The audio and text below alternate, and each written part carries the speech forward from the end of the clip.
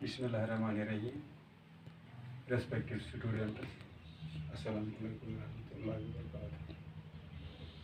Today is our lesson for class 12, subject political science, and the topic is political succession after Nehru. Political succession यानी सिलसिला नेहरू के बाद जो सिलसिला रह गया कांग्रेस पार्टी का, टुडे हम आज उसी के बारे में पढ़ेंगे। सबसे पहले आपको इंट्रोडक्शन जो होती है, इंट्रोडक्शन के तौर पर हम थोड़ा इस पर भी थोड़ा रोशनी डालेंगे। Democracy is the most difficult form of government.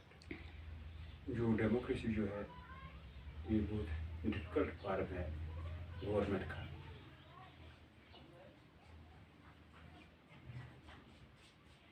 The pioneer of democracy in India was Nehru. जो डेमोक्रेसी जो इंडिया में थी उसका पहलकार जो पहले जो था वो नेहरू था। The first prime minister of India, जो पहला प्राइम मिनिस्टर इसका था वो इसका पहलकार था, pioneer जो था तो वो नेहरू था। Nehru worked hard to promote parliamentary procedure in India and develop an abiding faith of people in the constitutional system। जो नेहरू जो था उसने काफ़ी काम किया, worked hard, promote parliamentary procedure उसने वो काफ़ी कोशिश की, worked hard to promote parliamentary procedure in India and develop and abiding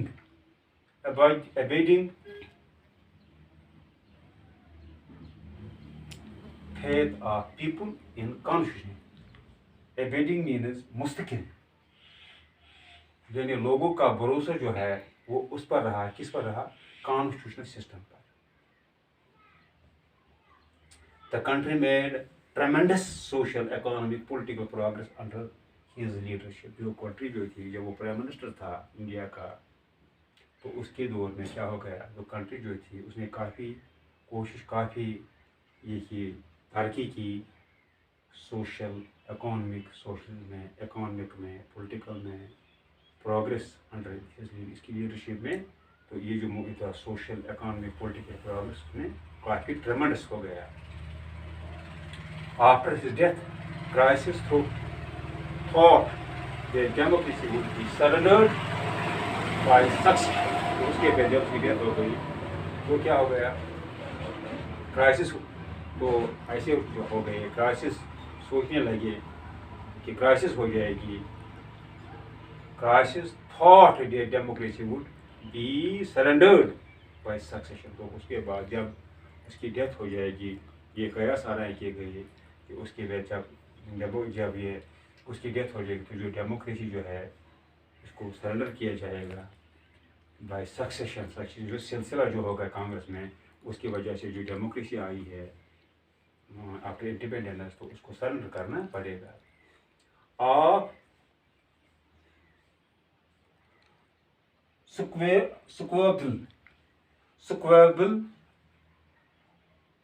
सुक्वेबल हो गया तकरार, यानी तकरार की वजह से जो डेमोक्रेसी जो है उसको सरेंडर करना पड़ेगा। और क्या हो जाएगा, यहाँ हो जाएगा एक जो ये जो तकरार हो जाएगा किस पर, सक्सेशन पर।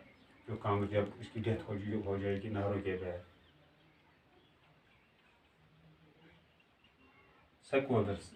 Further, challenges like poverty, inequality, communal and regional divisions made the decade of 1960 a dangerous one।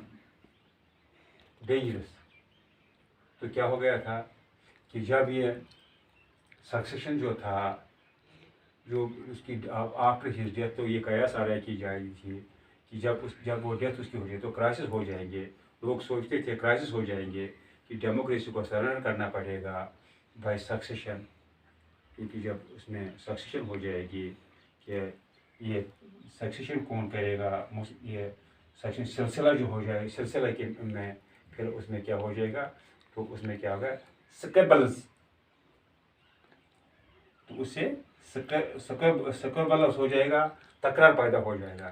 Further challenges like poverty थी, इनइक्वालिटी थी, कम्युनल एंड रीजनल डिवीजन जो थे, made the decade of 1960 dangerous. तो उससे क्या हो गया था, ये डेंजरस हो गई थी, किससे, जब ये चीज़ें जो थी, पॉवर्टी जो थी, इनइक्वालिटी जो थे, या कम्युनल रीजनल डिवीजन जो थे, तो ये जो डिकेड थी उसमें डेंजरस हो गई थी, परेशानियाँ हो गई थी।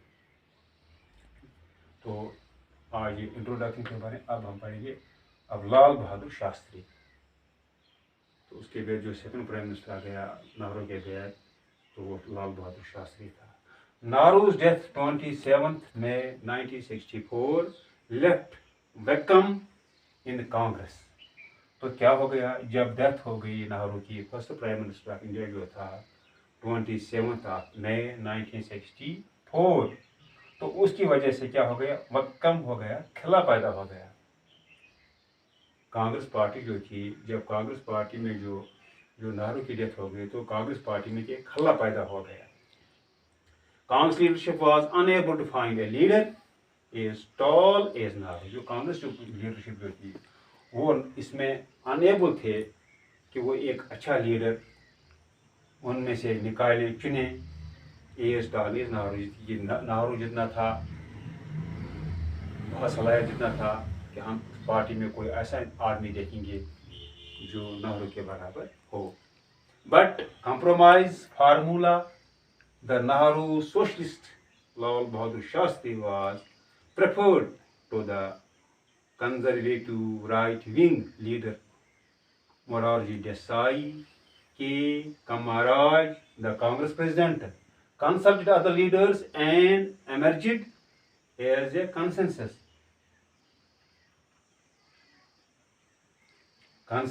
कैंडिडेट। तो क्या हो गया, बट ए कंप्रोमाइज फार्मूला किया गया by compromise formula the Nehru socialist. जो नेहरू का सोशलिस्ट जो था, लाल बहादुर शास्त्री जो था, वाज प्रेफर, इसको प्रेफर किया गया to the conservative right wing जो थी, उसमें मोरारजी देसाई जो था, के कामराज जो था, और कांग्रेस प्रेसिडेंट जो था Kamaraj, the Congress president consulted other, उसने बहुत से लीडरों को कंसल्ट किया, and was emerged a consensus candidate. तो उसे केवल उनने, जब उसने क्या जो था, ये कंजर्वेटिव विंग जो थी, उसमें ये था मोरारजी देसाई जो था, के कामराज द कांग्रेस प्रेसिडेंट, तो उसने बहुत से लीडरों के साथ तो ये मशवरा कंसल्ट किया उनको, तो क्या हो गया, तो सबकी कंसेंसस जो थी, हम आहंगी जो थी कैंडिडेट, तो उस पर वो लाल बहादुर शास्त्री को उन्होंने राय दे दी। Shastri over years had been the disciple of Gandhi and fellow worker of the Nehru। जो ये शास्त्री जो ये था, ये क्या था, डिस्पिल हो गया, शागिर्द था किसका, गांधी का, एंड फेलो वर्कर, और ये फेलो वर्कर था, साथी था नेहरू का। ही केम ऑफ ए हम्बल ऑरिजिन, वो एक हम्बल ऑरिजिन से आ गया, वो एक हम्बल वो है आजिज, वो humble origin. He came of A humble origin and was under estimated by all his fellow ministers.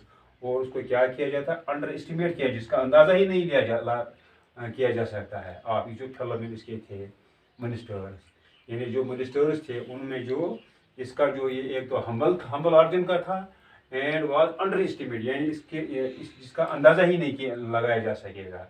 Of his फेलोमैन minister, जो फेलोमैन मिनिस्टर्स थे, people, officials, media personal etcetera. क्या था, ये इतना था कि सबसे जो थे, सब जो थे, तो ये एक तो ये हम्बल ऑरिजिन से आ गया था, अंडर एस्टिमेटेड था, वाइस फेलोमैन, जो उसके फेलोमैन थे, मिनिस्टर्स, पीपल थे या ऑफिशियल्स थे या मीडिया पर्सनल्स थे एक्सेट्रा थे। However it was Nehru who realised Shastri's attributes. ये नेहरू ही था जिसको पता था कि शास्त्री के कितने एट्रीब्यूट्स थे, वसफ थे, and brought him back in his cabinet 1960। और उसने अपनी कैबिनेट में 1961 में उसको दोबारा अपनी कैबिनेट में लाया। He played a major role in solving the crisis. तो उसने एक बड़ा रोल किया किसमें, जो क्राइसिस जो थे, like the theft of holy relic in Hazratbal Srinagar, शाही हजरतबल शाही श्रीनगर। तो उसने क्या किया, उसने एक बड़ा रोल किया, मेजर रोल किया सॉल्विंग क्राइसिस जो हो गई थी उस वक्त, जब थेफ्ट हो गई थी होली मोई मुकद्दस की हजरतबल में, श्राइन में, श्रीनगर में। एंड मिनिमाइजिंग, और उसने कम किया द लैंग्वेज रियॉट्स, जो मिनिमाइज कम करना उसने कम किए थे, जो रियॉट्स हो गए थे कहाँ, आसाम में लैंग्वेज पर।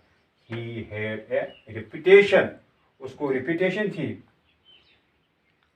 उसको रेपुटेशन थी, शोहरत थी, साख थी, of a man of integrity, यानी वो जानदार था, जानदारी, मैन ऑफ इंटीग्रिटी था, जानदारी, एंड अनपैरेलल्ड ऑनेस्टी, और अनपैरेलल्ड था, यानी उसका कोई मदमुकाबल नहीं था, किसमें, जानदारी में।